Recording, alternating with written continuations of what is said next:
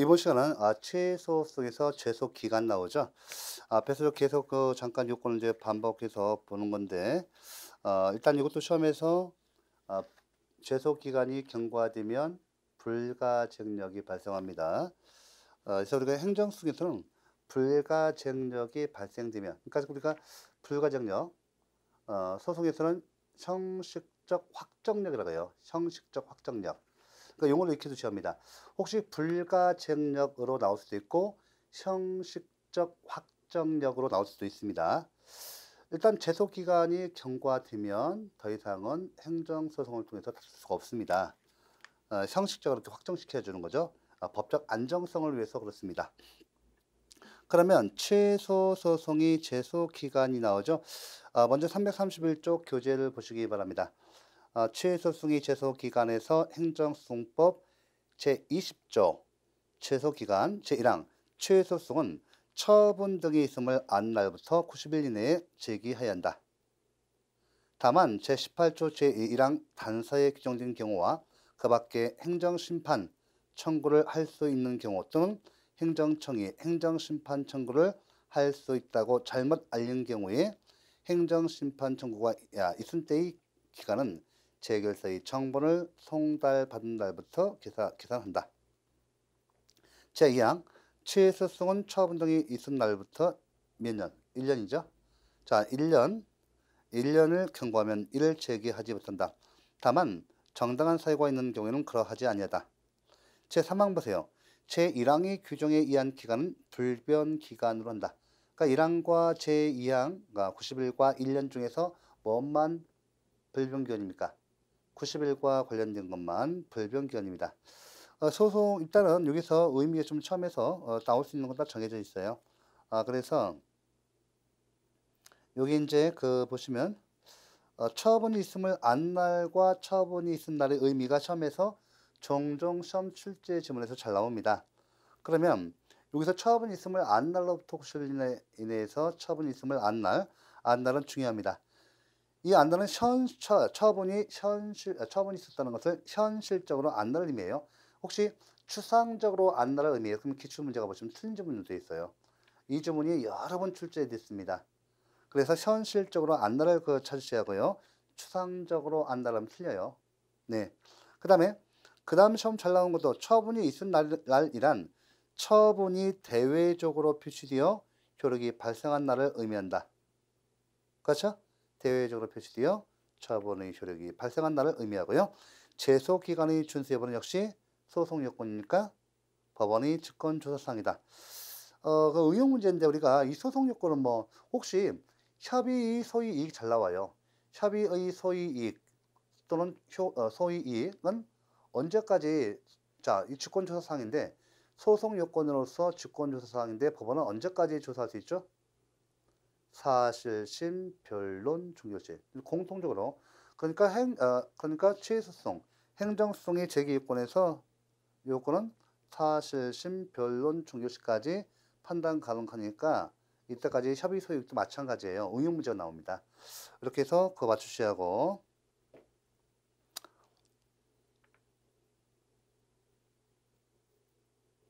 여기 331쪽에 판례를 다시 볼게요. 이 판례 요지가 시험 나오는 겁니다. 판례 첫 번째 보시면 제소기간이 기산점인 처분이 있음을 안 날이란 현실적으로 처분이 있었다는 사실을 안 날을 의미한다 해서 이걸 추상적으로 튼다 말씀드렸고, 판례 두 번째 처분이 있은 날이란 상대방이 있는 행정처분이 상대방의 고지되어서 효력이 발생한 날을 의미한다. 상대방이 있는 행정처분이 상대방에게 고지되어 효력이 발생한 날을 말한다. 자, 여기까지 판례 내용 보시고 구체적 검토가 나오죠. 자, 구체적 검토에서 요거는 이제 책을 정리를 하셔야 돼요. 책을 펴놓으시기 바랍니다. 책을 332쪽입니다.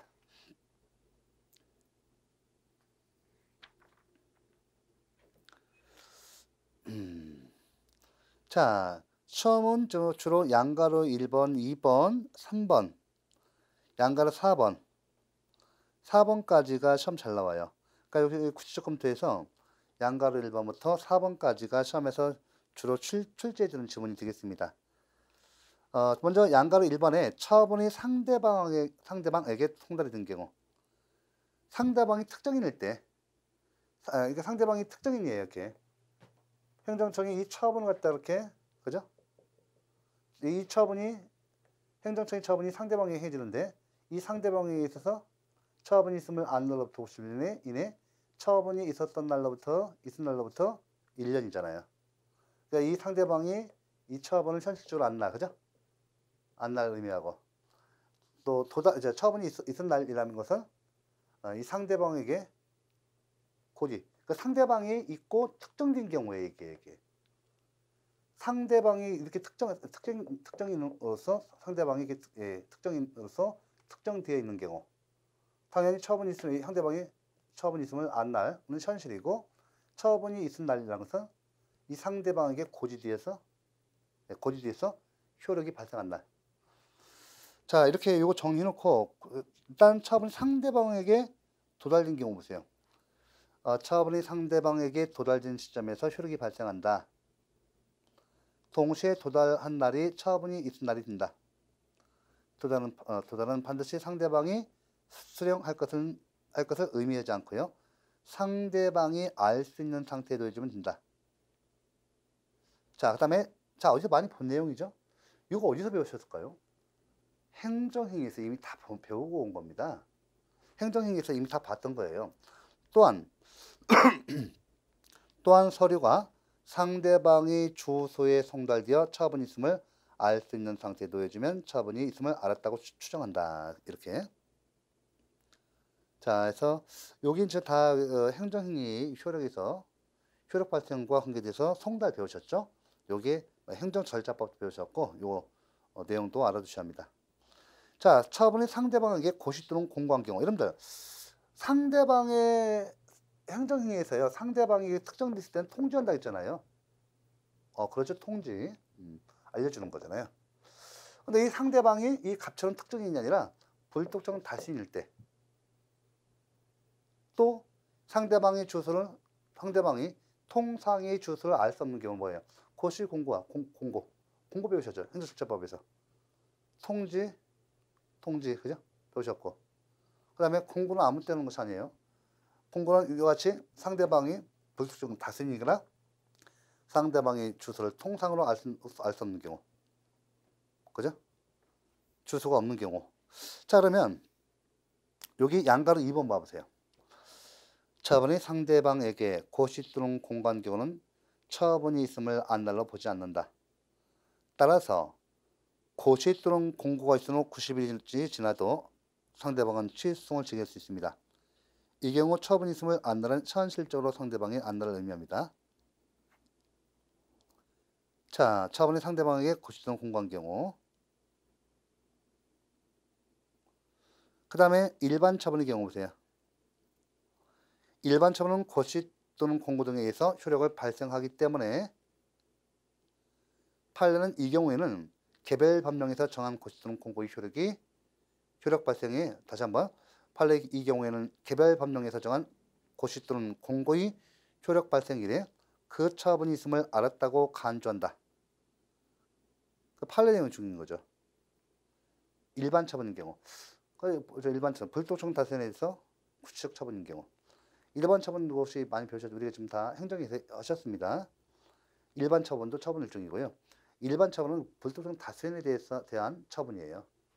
그러니까 일반 처분은 고시 또는 공고 등에서 효력을 발생하기 때문에 판례는 이 경우에는 개별 법령에서 정한 고시 또는 공고의 효력 발생일에 그 처분이 있음을 알았다고 간주한다. 결국 일반 처분의 상대방은 고시 또는 공고일로부터 90일 이내만 제소가 가능하다. 그래서 여기 판례 내용이지, 예죠? 같이 봐볼게요. 내용 중에서. 자, 보시면 통상 고시 또는 공고에서 행정처분을 하는 경우에는 그 처분이 상대방이 불특정 다수인이고 그 처분의 효력이 불특정 다수인에게 일률적으로 적용되는 것이므로 그 행정처분에 이해관계를 갖는 자가 고시 또는 공고가 있었다는 사실을 현실적으로 알았는지 여부에 관계없이 고시가 효력을 발생하는 날 행정처분이 있음을 알았다고 보아야 한다. 요거는 뭐 계속 나오는 시험 지문이에요. 이 시험 지문이니까 왼쪽 판례 나오잖아요. 요 판결 요즘 꼭 아셔야 돼요. 왜냐하면 지금 시험 지문이 지금 왼쪽 그 날개 부분 있잖아요. 요 나왔던 부분이 좀 나오고 특히 세 번째 잘 나와요. 일반 처분의 경우에는 상대방이 현실적으로 알았는지 여부에 관계없이 고시가 효력을 발생하는 날 행정처분이 있음을 알았다고 한다. 요건 저 실무에서 매우 중요하죠. 그 다음에 제3자유 행정이 이것도 지금 현재 이 책 체계마다 다른데 뭐 상관없어요. 앞에 넣었던 거 다시 이게 사실 제3자유 행정에서 별도로 이제 보통 교재에서는 목차가 되어 있지만 여기서 공부해도 상관없습니다. 결국은 다 여기 소송과 연결된 거니까요. 제3자유 행정의 경우 요건 저 행정절차법에도 절차법과 관련해서도 시험 지문 나와요. 그러니까 양가로 4번에 제3자유 행정이 제3자의 경우 행정절차법은 처분이 상대방이 아닌 제3자에게 행정청이 통지 의무를 부과하지 않고 있다. 무슨 말인가요? 요건 이제 이거 보시면 제3자유 행정에서 나와요. 좀 행정절차법은요. 불이익처분에 대해서 사전 통지가 하도록 있죠. 행정절차는 불이익처분 절차의 특이한 절차로서 사전 통지와 의견 청취 제도를 두고 있습니다. 근데 행정절차법에 보면 사전 통지할 때요. 그 상대방이 있죠. 상대방에게 이 침입적 처분, 불이익 처분할 때 상대방의 침입적 처분으로서 불이익 처분할 때 사전에 통지를 하도록 상대방에게 통지하도록 되어 있어요. 상대방에게. 이 규정만 있습니다. 그런데 만약에 요게요. 제3자요 행정에 제3자가 나오죠. 뭐 인근주민인데 타자. 여기가요. 상대방에게 수익적 효과가 발생하고 여기 침입적 효과가 발생하는 경우. 우리 행정절차법은 이런 경우에요. 상대방이 아니라 상대방에는 수익적 처분이 된단 말이에요. 상대방에게 수익적 처분이니까 통지할 이유가 없지 않습니까? 그러면 이제 제3자가 침입적 효과, 침입적 불이익 처분이 되니까 여기에 대해서 사전 통지를 해놓는가? 이 사전 통지 이 규정이 있어요, 없어요? 규정이 없어요. 없어서 실정법에 따라서 사전 통지를 할 통지 의무가 없다고 보는 것이 일반적 견해예요. 됐죠? 이 뜻이에요. 이거 다 배웠던 겁니다. 그래서 여기 보시면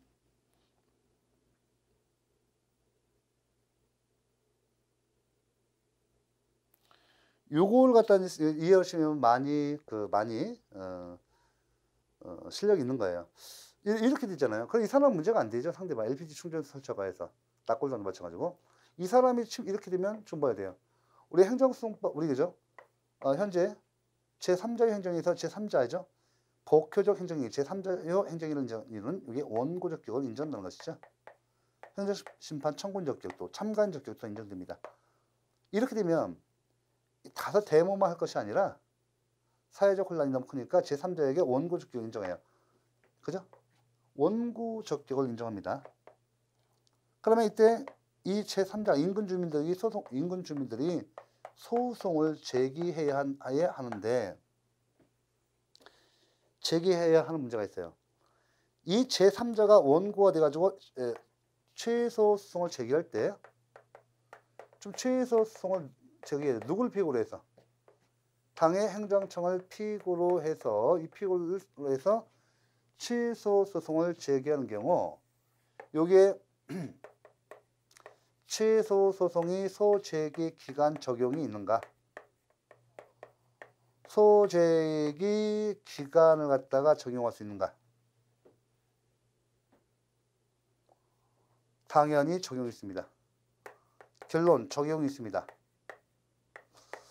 그런데요. 행정수의 소제기 기간 뭐가 있어요? 여기서. 여기 보시면 처음은 있으면 안 날로부터 90일이죠. 90일.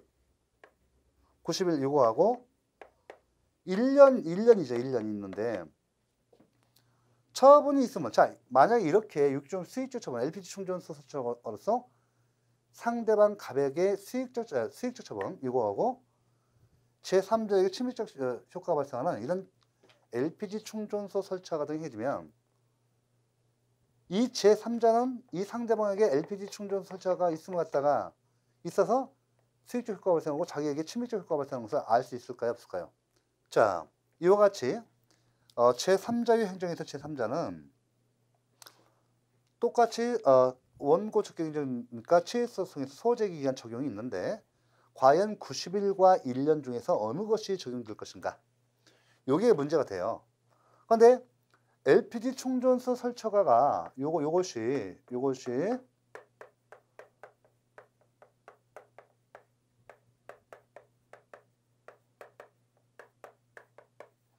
이 허가 처분이 이 상대방에게 있음을 잘 알 수 있을까요? 없을까요? 이 제3자는.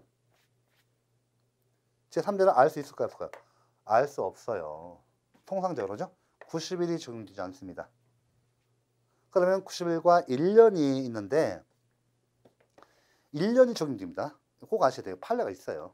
처음부터 나왔고 1년이 있는데 여러분들 제가 여쭤볼게요. 왜 저거 하면서 취소성 제기했는데 90일과 1년 중에서 불변기간이 1년이다 하고 얘기하고 법 규정이 되어 있습니다. 소송법 규정이. 그러면 처분이 있었던 날은 왜 불변기간으로 하지 않는가? 이유가 있죠. 자, 처분이 있은 날로부터 1년 이내에 취소성을 제기합니다. 원칙적으로 처분이 있은 날로부터 1년 이내에 취소성을 제기합니다. 다만 정당한 사유가 있는 경우에는 그러하지 아니하다. 그죠? 그러니까 정당한 사유가 있으면 1년이 경과했을 때 10년, 100년 만에 소송을 제기할 수도 있다는 겁니다. 맞죠?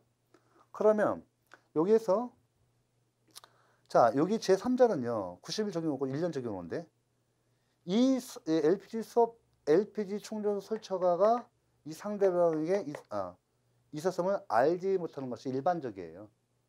그래서 1년이 경과해서도 1년 이내에 제3자도 취소송을 제기해야지만 이때 보시면 1년이 경과해서도 취소송을 제기할 수 있다는 것이 판례 입장입니다. 통설 판례 입장이에요. 왜요? 이 제3자는 통상적으로 알지 못하기 때문에 이 LPG 충전소죠. 이 사람이 머리 쓰는 거죠. 이 제척기간인 90일과 1년이 경과해서 만약에 공사 착수해보세요. 비행 공사에다가 일부러 허가를 받아놓고 1년 뒤에 이 소재기기간 경과해서 작업 들어가면 이 제3자는 어쩔 수 없죠. 요거 법 그대로 적용하면 1년짜리 적용한다 하더라도 1년 뒤에 작업 들어가면 그때서 알게 돼요. 비행 공터에 있다가 그죠? 이렇게 되면 이 제3자를 구제할 수가 없습니다. 그래서 이 제3자는 일반적으로 90일과 1년 있지만 제3자의 행정에서 제3자 임금주민 등은 1년짜리가 소재기간 1년짜리가 적용되는데 1년이 경과해서도 취소송을 제기할 수 있다. 왜? 정당한 사유가 있기 때문에 정당한 사유가 있는 것으로 인정해서 1년이 경과해서도 취소 소송을 제기할 수 있도록 하고 있습니다. 됐죠? 자, 이렇게 돼 있습니다. 자, 됐고요. 그래서 양가를 4번이 간단한 것 같은데 간단하지 않습니다. 그래서 우리 333쪽에 양가를 4번 판례 봐보세요. 요거 봤어요. 예. 행정처분 그 가운데 있죠? 양가를 4번 다음에 행정처분의 직접 상대방이 아닌 제3자는 행정처분이 있음을 곧 알 수 없는 처지이므로 행정심판법 제18조 제3항이 심판청구의 제척기간 내에 처분이 있었음을 알았다는 특별한 사정이 없느나 그 제척기간의 적용을 배제할 같은 조항 단서소종이 정당한 사유가 있는데 해당된다. 행정심판도 마찬가지예요. 그래서 좀 내용이 좀 있는데 이 정도는 공부를 하셔야 합니다. 만약에 그 90일과 1년 있는데 90일 넘어서 어떠죠? 자, 만약에 이때 처분이 있으면 아는 날 90일인데 3개월밖에 안 되셨습니까? 도정 5개월 시점에 알았다. 그때부터 계산 들어가요. 1년짜리 안 들어갑니다. 이게 무슨 정리입니다. 처분이 있으면 안 알았다 90일과 1년 있는데 하여튼 90일과 1년 사이에 먼저 그 도달했으면 불가증력이 발생돼요. 자, 보내주시고 양가루 5번과 양가루 6번은 여러분들 시간 내서 읽어주시기 바랍니다. 양가루 7번 334페이지 양가루 7번 8번 9번 네, 보시고 10번도 보시기 바랍니다. 10번도 여기 335쪽에 10번은 아주 잘 나오는 그 판결이고요. 9번도 잘 나옵니다. 9번도 좀 요번에도 한번 나왔습니다.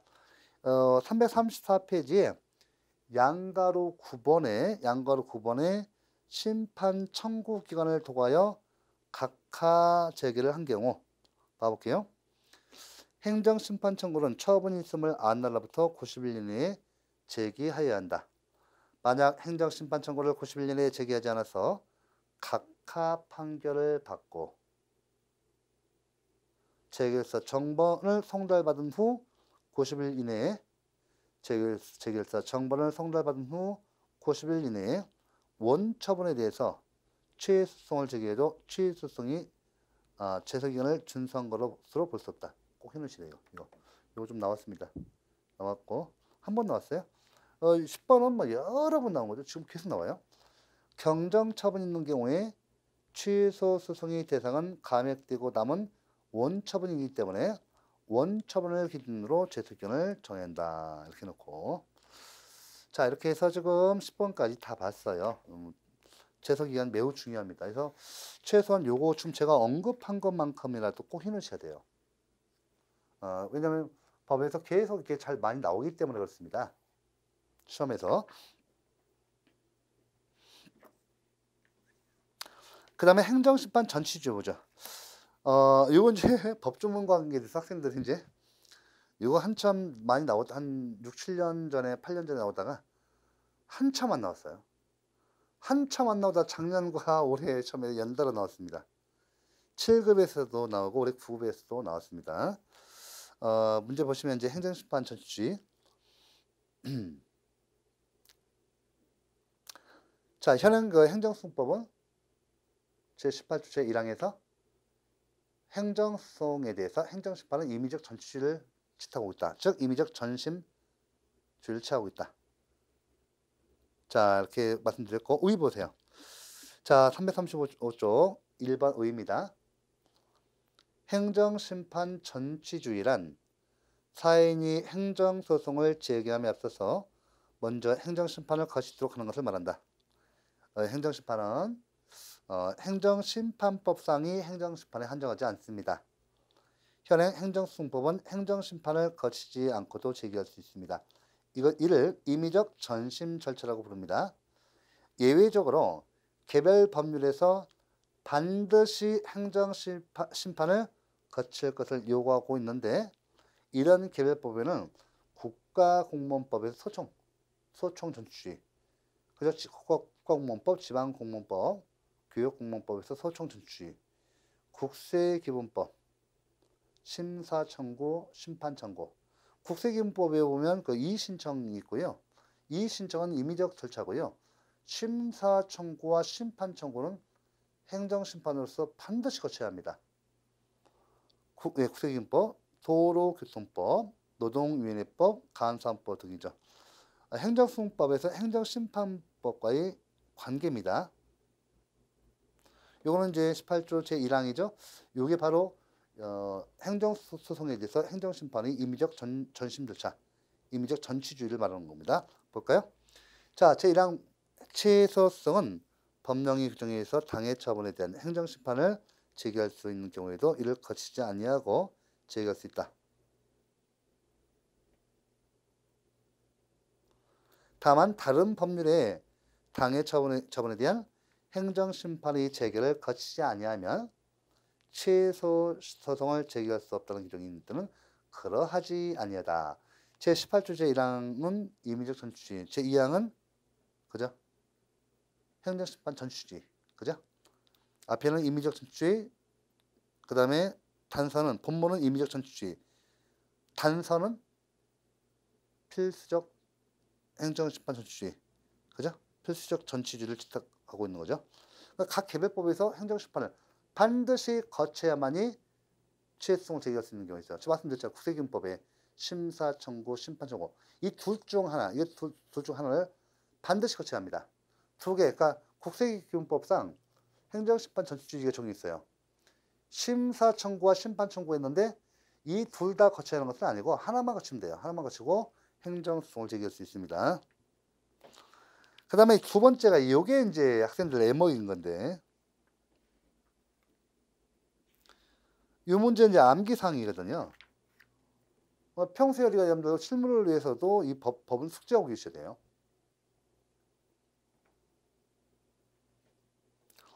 자, 행정심판 전치주의 이외에 행정소송법 제18조 제2항과 3항의 규정, 행정소송법 제18조 행정심판과의 관계 제2항, 제1항 단서의 경우에도 다음과 구일에 해당하는 사유가 있는 때는 자 봐보세요. 행정심판이 재결을 거치지 아니하고 취소송을 제기했다. 그 제2항 있죠. 3항 잠깐 보겠습니다. 336조 봐보세요. 3항 보시면 18조의 1항 단서죠. 제1항 단서의 경우에 필수적 전치주의, 제1항 단서의 경우에 다음 각후의 일에 해당하는 사유가 있는 때는 행정심판을 아예 제기함 없이 취소송을 제기했다. 그러니까 18조 제1항 단서에 한다면 필수적 행정주의, 행정소송을 제기하기 위해서 각 개별법에서 이렇게 행정심판을 거쳐야만이 행정소송을 제기하도록 되어 있는데 제2항은 이런 경우는요. 일단은 행정심판을 청구하되 재결을 기다릴 필요 없이 행정소송을 제기하는 거고 3항 같은 경우는 아예 행정심판 청구조차 않고 그냥 행정소송을 제기할 수 있는 경우입니다. 그러니까 이게 암기 안 되어 있으면 틀리는 거예요. 자, 그러면 18조 제2항 봐볼까요? 제1항 했죠? 18조 제2항 제1호 보세요. 행정심판 청구가 있은 날부터 60일이 지나도 제기가 없는데 행정심판 청구가 있은 날부터 60일이 지나도 제기가 없대요. 이런 경우는 재개를 기다릴 것이 아니라 행정소송을 제기하면 됩니다. 됐죠? 네. 심판은 청구가 돼 재개를 거칠 필요가 없어요. 소송을 가면 됩니다. 언제요? 심판 청구가 있은 날부터 60일이 경과 지나도 제기가 없는데 그 다음에 보셔야 할 것이 제2호 봐보세요. 처분의 집행 또는 절차의 속행으로 생길 중대한 손해를 예방해야 할 긴급한 필요가 있는데 자, 처분의 집행 또는 절차의 속행으로 생길 중대한 손해를 예방해야 할 긴급한 필요가 있는데 이거 뭐 행정심판 청구가 돼 재개를 기다릴 것이 아니라 바로 행정소송 제기하면 돼요. 제3호 법령이 규정에 의한 행정심판기관이 의결 또는 재개를 하지 못할 사유가 있는데 그죠? 의결 또는 재개를 하지 못할 사유가 있는데 제4호 고박의 정당한 사유가 있는데 그러니까 지금 여기 딱 그 세 개 돼 있죠. 여기다가 이제 이건 뭐 처음부터 필수적 전치주의를 채택하고 있지만 처음부터 행정심판 청구도 할 필요 없이 그냥 행정소송으로 갈 수 있는 경우 요거 이제 3호하고 혼동하는데 제1호 보세요. 동중 사건에 관하여 이미 행정심판이 기각 제결이 있을 때 동중 사건에 관하여 이미 행정심판이 기각 제결이 있을 때 제2호 서로 내용상 관련되는 처분 또는 같은 목적을 위해서 단계적으로 진행되는 처분 중 어느 하나가 이미 행정심판이 재결을 거친 때 제3호 행정청이 사실심의 변론 종결 후 소송이 대상인 처분을 변경하여 당해 변경된 처분에 관하여 소를 제기한 때 제4호 처분을 행한 행정청이 행정심판을 거칠 필요가 없다고 잘못 알린 때 그러니까 여기서 이제 심판 청구를 하되 재개를 기다릴 필요 없는 경우 없고 소송을 제기할 수 있는 경우 또 처음부터 행정심판의 청구권 없이 바로 소송을 올 수 있는 경우. 이 두 가지 혼동 문제를 갖다가 내는데 하여튼 여러분들 진짜 열심히 하셔야 돼요. 예, 이거 암기 되어 있어야 합니다. 그 다음에 양가로 2번 보세요. 행정소송의 종류에 따른 예외 봐보세요. 이것도 가끔 시험 나와요. 그러니까 행정심판 전취주의는 취소소송, 부작위 이복, 확인소송에는 적용된다.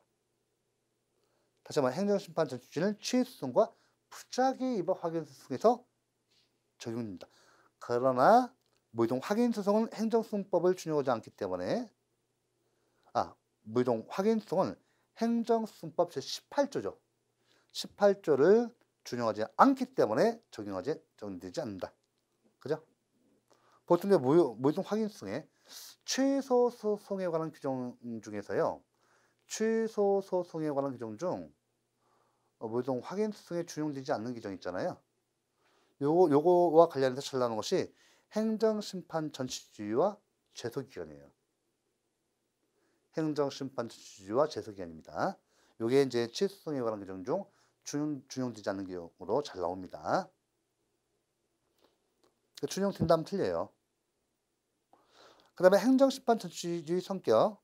이거 전치주의도 소송 요건에 해당됩니다. 소송 요건에 해당되고 따라서 법원의 직권 조사 사항이고요. 판단 시기는 언제까지예요? 소송 요건이니까 당연히 사실심, 변론 종결시까지입니다. 이렇게 공부를 하셔야 돼요. 자, 해놓으시고요. 자, 일단 판례에서 여기까지 좀 내용을 쭉 봐봤습니다. 전치주의도 봐봤어요. 이번에는 이제 우리가 관할법원 보셔야죠. 관할법원. 이 관할법원하고 그 다음에 관련 청구의 병합이죠. 관련 청구성, 이 병합 분리 요건데, 이 관련 청구의 소송과 관련돼서 법 조문으로서 가끔씩 출제돼요. 근데 이게 꼭 난이도 주용 문제로 출제됩니다. 보통 평소에 안 내니까 학생들이 법 조문 공부를 소홀히 합니다. 이때다 싶으면 바로 시험 내버리죠. 거의 틀립니다. 왜? 이거 기출문제 봤더니 뭐 문제가 안 나오네. 여러분들은 보통 기출문제를 5년만 갖고 있죠. 저희들은 10년치, 최소한 10년치, 2020년, 20년치 갖고 있습니다. 그러니까 처음에 20년치 보면 문제의 흐름 다 알아요. 문제가 어떻게 흘러가고 앞으로 어떻게 나올지 금방 압니다. 그러니까 강의를 하죠. 자, 관할법원을 좀 보도록 하죠.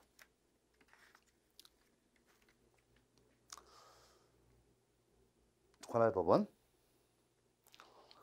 먼저 보시면 이제 의를 봐보세요. 각 법원에게 재판권을 배분하는 기준으로서 특정 법원이 특정 사건을 재판할 수 있는 권한을 의미합니다. 행정소송법 제9조 재판관을 봐보세요. 요거 이제 이런 법조문이 어떻게 보면 쉬울 수도 있는데 이걸 7급에서 문제를 냈어요. 토지관할에 대해서. 일단 봐볼게요. 제9조 제1항입니다. 취소승의 제1심 관할법원은 피고의 소재지를 관할하는 행정법원을 한다. 그죠? 자, 피고의 소재지입니다. 원고 아닙니다. 피고의 소재지를 관할하는 행정법원으로 한다. 제2항. 제1항에도 불구하고 다음 각호의 어느 하나에 해당하는 피고에 대해서 취소 소송을 제기하는 경우에는 어디입니까? 대법원 소재지를 관할하는 행정법원에 제기할 수 있다. 자, 제1호 봐보세요. 중앙행정기관의 부속기관과 합의제 행정기관 또는 그장, 국가사무를 위임 또는 위탁받은 공공단체 또는 그장. 그 다음에 3항 보시면 토지의 수용, 기타 부동산 또는 특정의 장소에 관계되는 자본 등에 대한 취소소송은 그 부동산 또는 장소의 소재지를 관할하는 행정법원에 이를 제기할 수 있다. 이제 이거 갖다가 세상에 재판관에서 7급에서 나왔습니다. 자, 먼저 보시면 두 번째 뭐가 있습니까? 신급 관할. 두 번째가 사물 관할. 네 번째가 뭐 나오죠? 토지 관할. 자, 다섯 번째가 사건이 이송이에요. 이것도 지금 제가 법조문을 한번 같이 꼼꼼하게 읽어볼게요. 왜?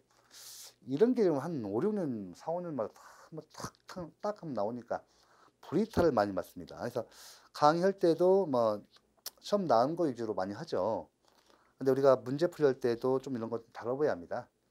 혹시 몰라서 법조문은 반드시 우리 실정법을 우리가 공부하고 또 우리가 실무에서 법 적용하는데 이 실정법인 이런 법 규정 모른다. 특히 이제 공무원이라든지 자격증 치명타가 되겠죠. 그 신뢰 문제입니다.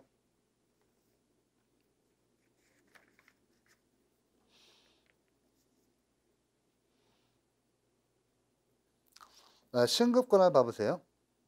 자, 신급 관할은 법원 사이의 상하관계의 관할을 말합니다. 일반적으로 행정법원과 지방법원 본원이 1심에 해당하며 행정법원과 지방법원 본원이 1심에 해당하며 2심은 고등법원, 3심은 대법원에 속합니다. 신급 관할은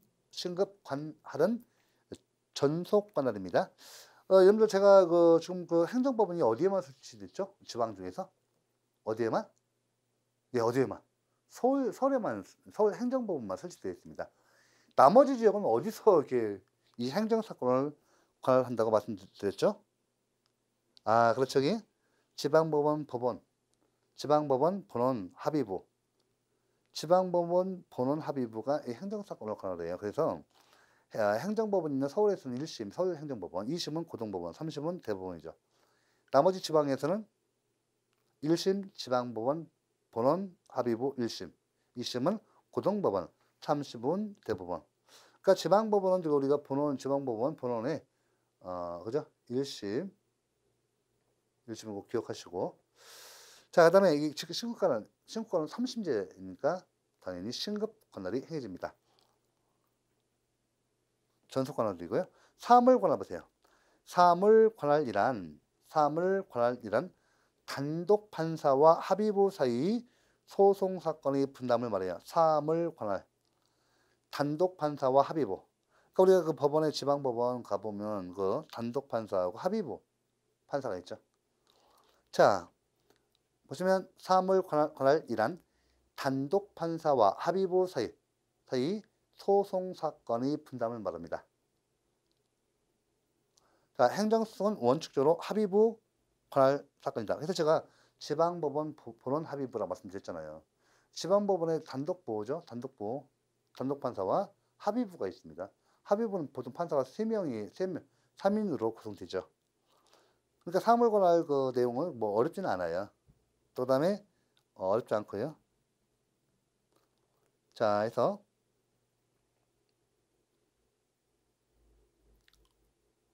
해놓고 사물 관할은 전속 관로 부르는 것이 일반적이죠. 그 다음에 토지 관할 봐볼게요. 이 토지 관할이 7급이 나왔습니다. 자, 토지 관할은 장소를 달리하는 같은 신급의 법원 사이에 같은 종류의 직분을 어떻게 배분할 것인지를 정하는 기준을 말합니다. 자, 다시 한번 토지 관할은 장소를 달리하는 각급 신급의 법원 사이에 같은 종류의 직분을 어떻게 배분할 것인지를 정하는 기준을 말한다. 토지 관할은 사건이 어느 법원의 관할 구역 내의 일정한 지점에서 발생하였거나 인적 또는 물적 관련이 있는 경우에 관할이 인정됩니다. 토지 관할은 전속 관할이 아니라 임의 관할이기 때문에 합의 관할이나 변론 관할이 적용되지 않습니다. 적용됩니다. 합의 관할이나 변론 관할이 적용됩니다. 잘 보시고 다시 한번 토지 관할은 장소를 달리하는 법원 사이에 같은 종류의 직분을 어떻게 배분할 것인지를 정하는 기준입니다. 사건의 이송, 요것도 이제 가끔마다 나와요. 그러니 이걸 잘 맞출 수 있겠습니까? 그래서 법조문을 평소에 법조문을 많이 읽어두는 게 좋았습니다.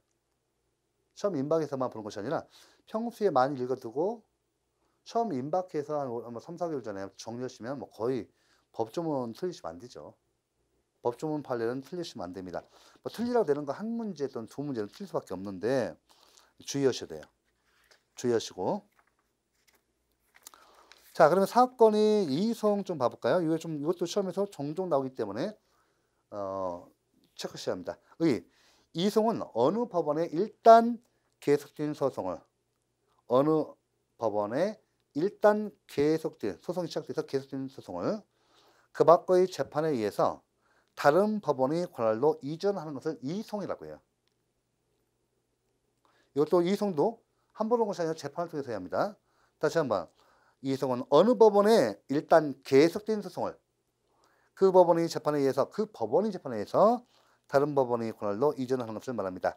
관할 법원의 위반 또는 재판의 편의를 위해서 이송할 수 있습니다. 자, 관할 위반으로 이송 봐보세요. 관할 위반의 종류. 자, 신급을 달리하는 경우의 이송, 법원을 달리하는 경우의 이송. 자, 이송이 가능해 볼게요. 신급을 달리하는 이송. 자, 보시면 행정소송법 제7조 사건 이송, 민사소송법 제34조 제1항의 규정은 원고의 고의 또는 중대한 과실 없이 행정소송이 신급을 달리하는 법원에 잘못 제기된 경우에도 적용된다. 이렇게 놓고, 자, 법원을 달리하는 경우의 이송 보세요. 자, 행정소송으로 제기할 사건을 민사사건으로 제기한 경우에 소수법원은 만약 그 행정소송에 대한 권한도 동시에 가지고 있다면 이를 행정소송으로 심리 판단하여야 하고, 관할이 없다면 관할 법원에 이송해야 합니다. 이렇게. 자, 판례에 나오죠. 여기 판결 요즘 와볼게요.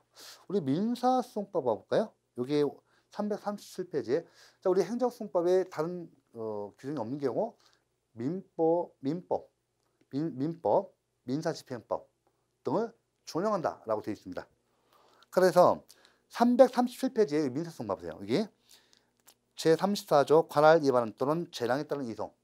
자, 법원은 소송의 전부 또는 일부에 대해서 관할권이 없다고 인정하는 경우에는 결정으로 이를 관할법원에 이송한다. 그 다음에 판례 보세요. 판례 1. 행정소송으로 제기할 사건을 민사소송으로 행정소송으로 제기할 사건을 민사사건으로 제기한 경우에 소수법원은 만약 그 행정소송에 대한 권한도 동시에 가지고 있다면 소변경하도록 하여 이를 행정소송으로 심리 판단하여야 한다. 자, 이것도 좀 판례가 종종 나와요. 봐두시고.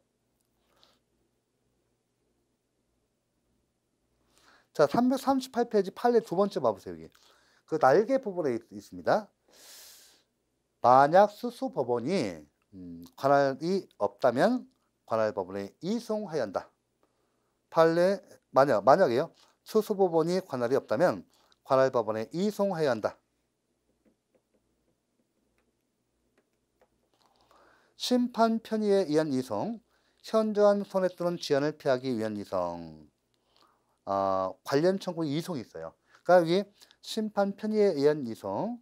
자, 그다음에 관련 청구 소송의 이송. 지금 이제 그 법 조문은 그 심판 편의에 의한 소송에서 여기 나번에 관련 청구 소송의 이송이 잘 나와요. 별표 3개 넣으세요. 이거.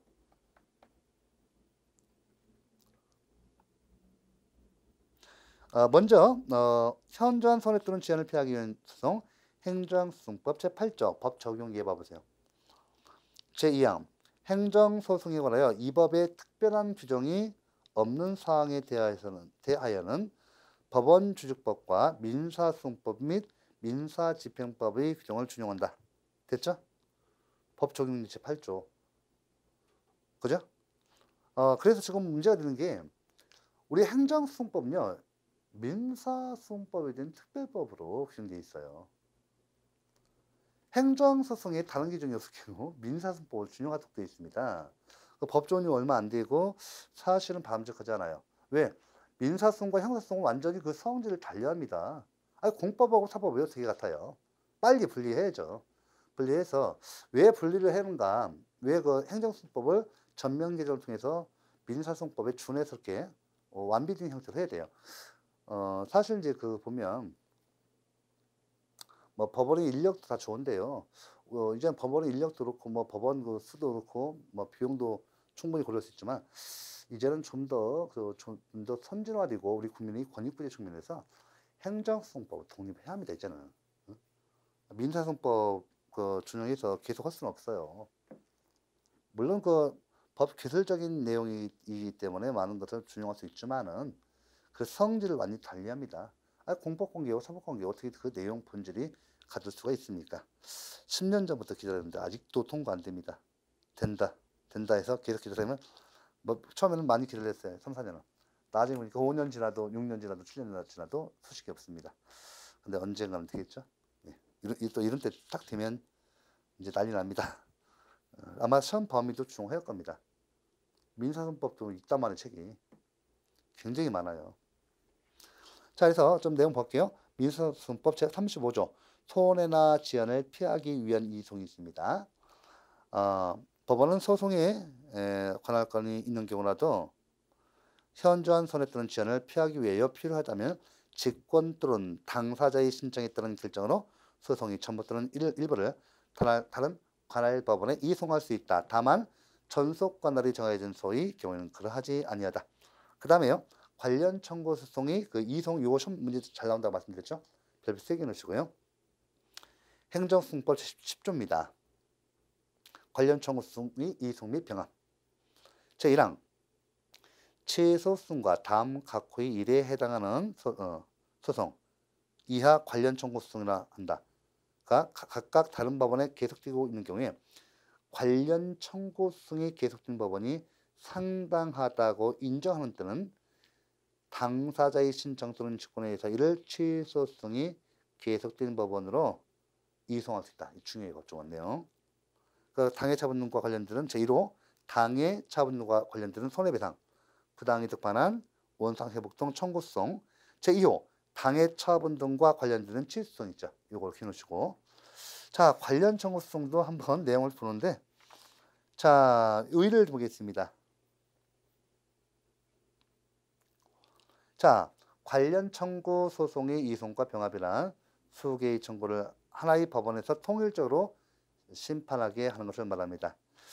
관련 청구소송을 하나의 소송 절차에서 판단하게 되면 심리 중복이나 재판의 못은 저촉을 피하고 당사자나 법원의 부담을 경감할 수 있는 바 이러한 취지에서 행정소송법은 관련 청구소송의 이송과 병합을 인정하고 있습니다. 우리 행정소송법은 관련 청구 이송과 병합을 인정하지 않고 있다면 틀려요. 그런 간단한 문제 나오죠. 제10조 같이 봐볼게요. 이 법조문만 보시면 돼요. 제1항 최소소송과 다음 각호의 일에 해당하는 소송이 각각 다른 법원에 계속되고 있는 경우에 관련 청구소송이 계속된 법원이 자, 중요한데 이거 바뀌면 틀려요. 관련 청구소송이 계속된 법원이 상당하다고 인정하는 때에는 당사자의 신청 또는 직권에 의해서 이를 취소소송이 계속된 법원으로 이송할 수 있다. 자, 그래서 이송할 수 있다 됐죠? 예, 해놓고 자, 그래서 마찬가지로 당해차분과 관련된 손해배상이라든지 부당이득 반환, 원상회복, 청구소송, 당해차분과 관련되는 취소소송이 있습니다. 관련 청구소송의 범위 한번 내용을 쭉 이렇게 보셔야 돼요. 여기서 한번 쭉 읽어주시고 관련 청구소송의 이송과 병합 마찬가지로 좀 정리되어 있죠? 내용 보셔야 돼요. 이송과 병합의 효과 나오고 자, 340페이지 병합 효과 보고 구체적 사례 나오죠? 요거까지 뭐 시험 나오진 않는데 요거 있는 부분까지 알아두시면 실무라든지 그 다음에 공무원 하실 때 그건 큰 도움이 됩니다. 자, 이번 시간은 요것으로 정리하겠습니다. 지금 이렇게 보면 거의 뭐 관련 청구 소송이 뭐 이송 병합 법조문을 특히 잘 해놓으셔야 돼요. 법조문 잘 해놓으시고 관할법원 가끔 보시면 불이타 때문에 해요. 그러니까 반드시 행정심판법과 승법은 완벽하게 법조문을 갖고 계셔야 합니다. 그래서 이번 시간은 수고 많으셨고요. 이것으로 종료하도록 하겠습니다.